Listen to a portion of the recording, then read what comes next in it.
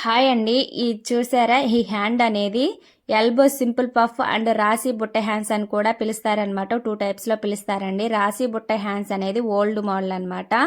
ఓల్డ్గా పిలిచేది. ఇప్పుడు వచ్చేసి న్యూ ట్రెండింగ్ వచ్చేసి ఎల్బో సింపుల్ పఫ్ అని పిలుస్తారండి. మనకి ఓన్లీ ఎల్బో దగ్గర వరకే వస్తుంది, షోల్డర్ దగ్గర వరకే.